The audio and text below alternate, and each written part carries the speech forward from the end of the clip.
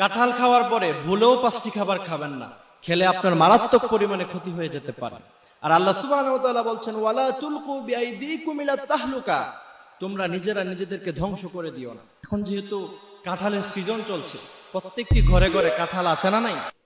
তো আপনি যদি কাঁঠাল খাওয়ার পরে এই 5টি খাবার যদি আপনি গ্রহণ করেন শরীরের মধ্যে, আপনার স্টমাকের মধ্যে যদি খাবারগুলি চলে যায়, তাহলে আপনি সেক্ষেত্রে আপনার শরীরে অনেক ক্ষতি হয়ে যেতে পারে।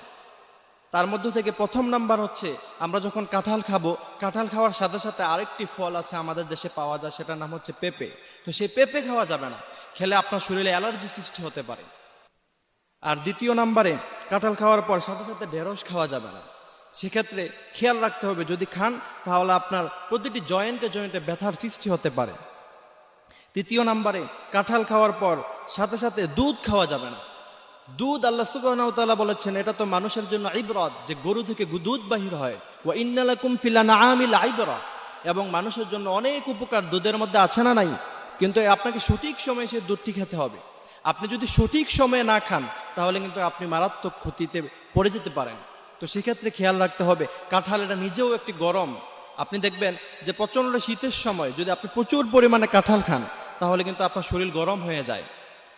তো সেজন্য আবার দুধও যদি খান, সেটাও কিন্তু আপনার শরীর গরম করে। তা আপনি যদি কাঁঠালও খেলেন, সেটাও শরীর গরম করে, দুধও খেলেন, সেটাও শরীর গরম করে, তাহলে তো এটা সমস্যার সৃষ্টি হয়ে যাবে। তো সেক্ষেত্রে আপনাকে অবশ্যই খেয়াল রাখতে হবে যে কাঁঠাল খাওয়ার সাথে সাথে একটু দেরি করে খেতে পারবেন, সাথে সাথে আপনি দুধ খাওয়া যাবে না, খেলে আপনার শরীর